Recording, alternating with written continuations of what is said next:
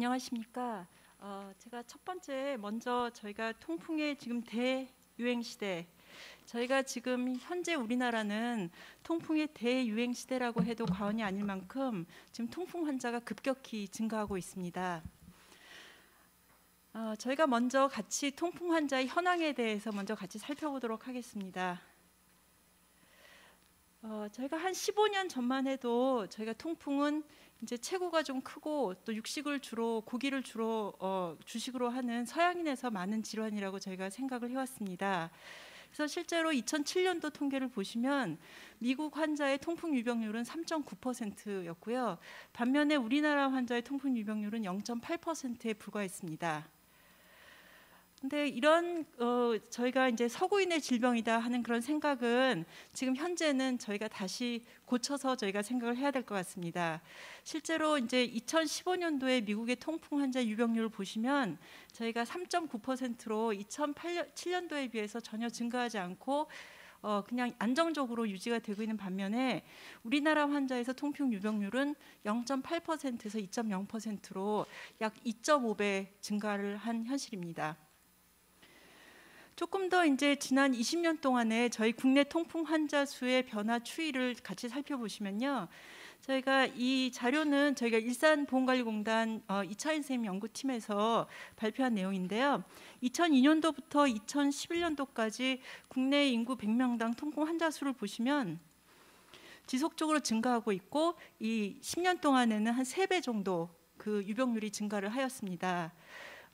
또 최근 이제 2012년부터 2021년 사이에 최근 10년간에도 통풍 환자 수는 2배 정도 증가가 해서 이런 통풍 환자 수는 저희가 예측치를 연구된가를 보시면 저희가 지속적으로 향후 최소 5년 동안은 지속적으로 상승할 것으로 저희가 지금 예측되고 있습니다. 저희가 이제 국내 환자에서 조금 더 자세히 보시면 연령별 통풍 환자 수의 변화 추이를 저희가 같이 한번 살펴보도록 할 텐데요. 남자와 여자에선 조금 다른 패턴을 보이고 있습니다.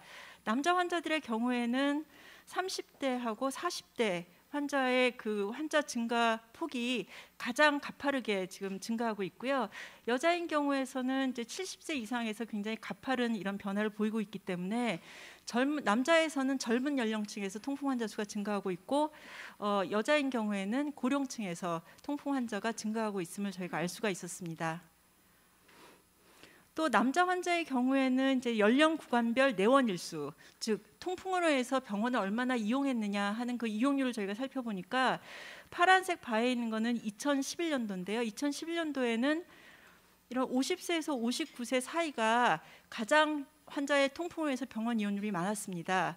반면에 2021년이 지금 됐을 때를 보시면 이런 통풍 환자의 그 이용률이 40대에서 가장 피크를 보이고 있는 것을 볼 수가 있어서 저희가 이 데이터는 통풍 환자가 점차적으로 젊어지고 있다 하는 그런 내용을 뒷받침하는 자료라고 볼 수가 있겠습니다.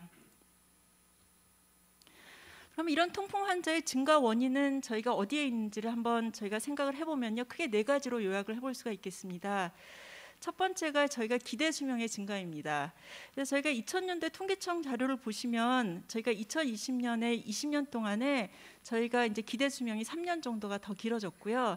남녀 불문하고 저희가 평균적으로는 이제 우리나라 국민은 83.5세까지의 기대 수명을 가지고 있고 남자인 경우는 80.5세. 여자인 경우는 86.5세로 저희가 굉장히 노령화 사회에 지금 접어들고 있습니다. 근데 이렇게 기대 수명이 증가를 하게 되면 저희가 이제 나이가 들수록 콩팥 기능이 조금 떨어질 수가 있고 심혈관계 질환으로 인해서 고유선 혈중을 유발하는 아스피린이라든지 이뇨제 같은 거의 사용이 늘어나기 때문에 통풍의 이제 환자의 증가에 기여를 하고 있는 것으로 생각이 되고 있습니다. 두 번째 원인으로는 비만율하고요. 또 세 번째 원인은 대사질환의 증가가 지금 이런 통풍 환자의 증가에 크게 기여를 하고 있는 것으로 생각이 됩니다. 사실은 비만이라든지 대사질환 같은 질환들은 염증을 기본적인 어떤 병리 기준으로 하고 있는 질환들인데요. 통풍 같은 경우에도 저희가 요산으로 인한 어떤 염증이 전신 염증이 주된 기전이기 때문에 이런 공통적인 어떤 병리적 기전을 가지고 있어서 이런 비만율의 증가나 대사질환의 증가는 통풍 환자의 증가수에 크게 기여한다고 생각이 되고 있습니다. 그래서 우리 국민의 비만율은 2001년도에는 29.2%인 반면에 저희가 2020년에는 10% 더 증가돼서 38.3%를 기록을 하고 있고요. 이런 대사질환도 저희가 2010년도에서 2021년 사이 한 10년 사이에 고지혈증이나 당뇨와 같은 대사질환이 2배 정도가 증가한 것을 저희가 볼 수가 있고, 이런 대사질환과 비만율의 증가는 통풍 환자의 증가에 직접적으로 영향을 주고 있는 것으로 생각이 되고 있습니다. 마지막으로는 이제 저희가 네 번째로는 식습관의 변화를 들 수가 있는데요. 저희가 이제 예전에는 고기를 정말 잘 못 먹었던 시대가 있었습니다. 근데 저희가 이게 이제 국민건강영양조사 자료를 보시면 1998년도에서 2018년 사이에 특히 남자인 경우에는요, 고기 섭취량이 2배가량이 증가가 됐고요. 또 저희가 이제 액상과당이라든지 이제 고기류에서는 저희가 퓨린을 많이 함유하고 있기 때문에 이런 게 고요산 혈증과 통풍의 증가에 영향을 미치는데, 이런 간편식을 많이 먹는 확률이 이 기간 동안에 1.5배 증가했고요. 또 예전에는 집에서 밥을 먹는 게 이제 최상의 밥상이라고 저희가 생각을 했었는데, 요새는 외식의 비율이 2배 이상 증가하면서 이런 요소들이 통풍 환자의 증가에 크게 기여를 하고 있는 것으로 생각이 됩니다. 이렇게 통풍 환자 수가 급격하게 증가하면서 사실은 통풍으로 인한 질병 부담도 가파르게 상승을 하고 있는 지금 추세에 있습니다. 그래서 실제로 이제 데이터를 좀 보시면요, 이게 최근에 이제 출판된 논문인데요. 저희 통풍연구의 전임 회장이시고 또 저희 회원이신 한림대 김현생 연구팀에서 조사한 연구 자료를 보시면 이게 파란색 실선이 이제 그 통풍 환자로 인한 그 횟수를 저희가 나타내는 건데요. 응급실 방문 횟수가 2010년도에서 2017년 사이에 무려 3.8배나 증가를 했고요. 통풍으로 인한 외래 진료나 입원 진료 이용 횟수가 약 1.7배 정도 증가를 한 굉장히 큰 부담으로 작용을 하고 있는 것을 저희가 볼 수가 있었습니다. 또 저희가 연도별 요양급여 총액을 살펴보시면 2010년도에는 저희가 227억 여원 정도가 됐었는데, 저희가 2021년 한 10년 사이에 저희가 616억 정도로 거의 지금 2.7배 정도가 그 진료비 부담률이 총액이 증가하고 있는 현실입니다. 그러면 이런 그 통풍의 질병 부담의 증가 원인은 물론 지금 아까 앞서 말씀드린 환자 수의 증가가 가장 크게 기여하는 바가 있습니다. 근데 이거 환자 수의 증가뿐만 아니라 저희가 실제로 통풍은 만성 질환이고 저희가 지속적으로 치료를 하면 합병증이나 이런 것들을 많이 저희가 방지할 수 있는 질환에도 불구하고 통풍은 급성기에 아플 때만 치료하는 병이다, 이렇게 생각하고 있는 잘못된 인식들이 이런 사회적 부담으로 지속적으로 작용을 하고 있습니다. 그래서 우리 사회에 만연하고 있는 어떤 통풍에 대한 잘못된 인식들을 저희가 좀 살펴보면요, 이제 많은 환자들도 그렇고 일반적으로 이제 많은 분들이 저희가 통풍은 그냥 아플 때만 치료하면 돼, 이렇게 생각하시는 분들이 많고요. 또 아까 보셨듯이 지금 저희가 이제 평균 기대 수명이 올라가면서 또 70세 이상의 여성에서는 굉장히 통풍이 가파르게 증가하고 있음에도 불구하고 통풍은 그냥 남자한테만 생기는 질환이야, 여자는 통풍은 아닐 것이다, 이렇게 많이 생각을 하고 있고요. 또 이거 별거 아니고 아플 때만 치료하고 음식은 조심만 하면 돼, 약은 안 먹어도 되는 질환이다, 이렇게 생각하시는 경우가 많고, 특히 저희가 요산 저하제 같은 약물은 부작용이 많아서 지속적으로 복용하면 정말 큰일 난다, 잘못하면 콩팥이 다 망가진다, 이렇게 얘기하시는 분들도 상당히 많이 있습니다. 근데 이런 인식들은 정말 잘못된 인식입니다. 왜 그런가 하면 실제적으로 통풍은 저희가 이제 고요산 혈증이라고 해서 혈중의 요산 농도가 올라가면서 과다하게 이제 축적된 이런 요산들이 결정 형태를 이루어 가지고 관절뿐만 아니라 전신적인 조직에 침착을 하고 반복적인 염증도 일으키고 또 그 장기의 손상을 일으키는 사실은 만성 전신 대사 질환입니다. 그래서 실제적으로 저희가 이제 피 속에 있는 요산의 농도를 요산이 이제 결정이 다 녹아들 수 있도록 6 이하로만 저희가 잘 유지하면 저희가 이런 요산 결정이 다 녹아들고 또 염증이나 손상을 막을 수 있음에도 불구하고 사실 많은 분들이 이런 잘못된 생각들 때문에 약물을 복용하지 않고 있어서 저희가 효율적으로 이런 통풍 관리가 이루어지지 않고 있는 현실입니다. 그래서 어떤 분들은 그러면 음식만 먹으면 잘 조절하면 되지 않냐 이렇게 생각하시는 분들이 있는데 사실은 이제 물론 굉장히 중요합니다. 음식도 조절하고 생활 습관을 조절하는 것은 통풍 관리에 있어서 필수적인 부분입니다. 근데 이렇게 해서 조절할 수 있는 요산의 저희가 수치는 1에서 2 정도는 낮출 수가 있습니다.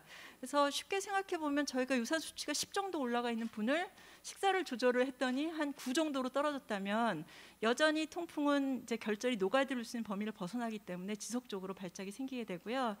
그래서 저희가 평생 요산치를 6 이하로 효율적으로 낮추기 위해서는 요산 저하제와 같은 약물의 치료가 굉장히 필수적이고 이런 치료를 지속적으로 하는 것이 통풍 관리에서 가장 중요한 일이라고 볼 수가 있겠습니다.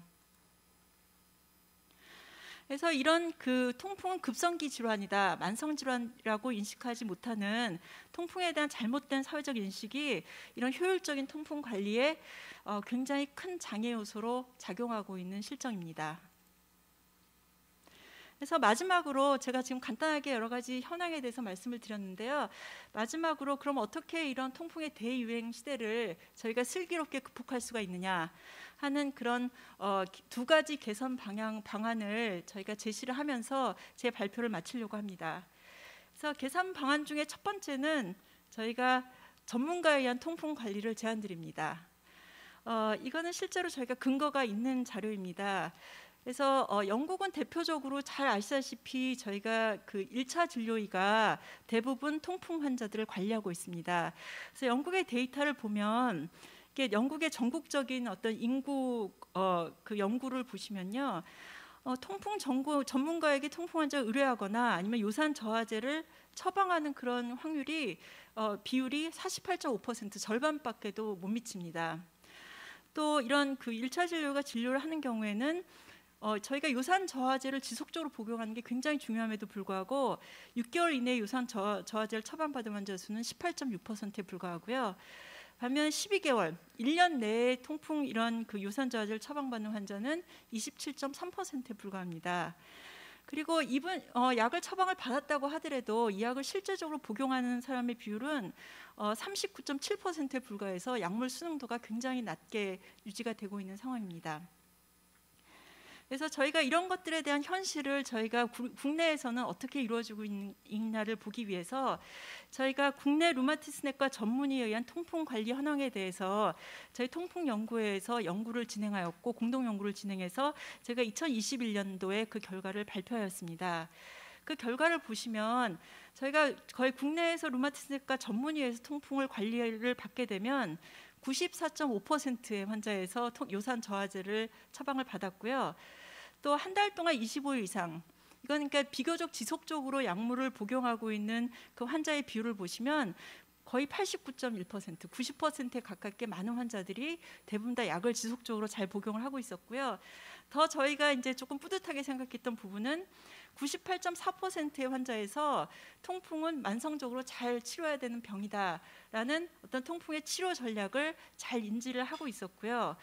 또 91.2%에서는 아까 말씀드린 대로 지속적 치료는 만성 질환임을 확실하게 인지를 하고 있었습니다. 그래서 이런 결과를 보면 전문가에 의한 통풍 관리를 저희가 진행을 하면 통풍 관리가 효율적으로 이루어져서 저희가 사회적 부담이나 아니면 질병으로 인한 부담을 저희가 많이 낮출 수 있을 걸로 생각이 되고 있습니다. 두 번째 제가 제안드릴 내용은 환자 교육 지원 체계의 확립입니다. 사실은 지금 굉장히 저희 이제 그 루마티스내과 선생님들께서 많은 환자들을 진료를 하고 계시고요. 저희가 그런 와중에서도 저렇게 좋은 결과가 나온 거는 시간을 투자해서 환자를 교육을 하고 있습니다. 사실 무상으로 전부 환자들을 위해서 저희가 교육을 하고 있는 현실인데요. 실제로 교육은 상당히 중요한 부분을 차지합니다. 통풍 관리에 있어서는. 저희가 아는 게 힘이다 이런 얘기가 있듯이요. 저희가 교육만 제대로 잘 이루어져도 저희가 통풍 관리가 지속적으로 잘 허용이 될 수가 있습니다. 그럼 어떤 내용을 교육하는 게 좋은가를 저희가 살펴보면 2016년도에 유럽 류마티스 학회 가이드라인을 보시면요. 어떻게 적혀 있냐면 모든 통풍 환자는 질병의 병리기 전 효과적인 치료 약물, 동반 질환, 급성 발작에 대처하는 방법, 요산치를 목표치 아래로 평생 유지하여 요산 결정의 생성을 차단하는 관리법에 대한 교육을 제공받아야 한다. 이렇게 명시를 하고 있고요. 또 하나 명시되어 있는 사항은 모든 통풍 환자는 생활 습관을 바꾸기 위한 교육을 제공받아야 한다. 이렇게 명시가 되어 있습니다. 그럼 실제로 이렇게 교육을 하면 효과가 있느냐? 예, 효과가 있습니다. 어떤 연구가 있냐면 아까 보셨던 굉장히 이제 저희가 약물 순도도 떨어지고 처방률도 낮은 그런 영국에서 진행한 연구입니다. 그래서 이 연구 결과를 보시면 이제 널스 에듀케이터, 간호사 분들이 이제 에듀케이션 후문 교육을 제공을 하게 되면 통풍 환자에게 적절한 교육을 제공하면 치료에 대한 수능도가 향상이 되고 환자의 92%에서 요산 목표치에 도달했다. 이런 연구 결과가 있었습니다. 그래서 제가 이렇게 말씀을 드리고 지금 저희는 이제 우리나라 지금 통풍의 현황을 보시면 지금 빨간불이 좀 들어와 있는 경고등이 들어와 있는 현황이라고 보시면 됩니다. 실제로 통풍 환자 수가 지속적으로 증가가 되고 있고요. 두 번째로는 이제 저희가 이런 잘못된 사회적 인식이 통풍의 지속적인 관리에 큰 장애 요소로 작용을 하고 있어서 지금 전체적으로 질병 부담이 굉장히 증가되고 있고 저희가 이제 의료보험 재정에 상당한 큰 부담으로 작용하고 있다고 보실 수가 있겠습니다. 그래서 어떻게 하면 이런 저희가 빨간불을 파란불로 저희가 바꿀 수가 있겠냐 하면요. 그 첫 번째로는 전문가의 진료가 확대가 돼야 되고 두 번째로는 저희가 효율적인 교육 체계 확립이나 교육 수가나 시간의 보장이 저희가 이런 환자의 질병의 극복에 크게 도움이 되리라고 생각을 합니다. 마지막입니다. 그래서 이런 내용을 가지고 저희가 통풍 관리 저희가 평생 함께 하겠습니다. 감사합니다.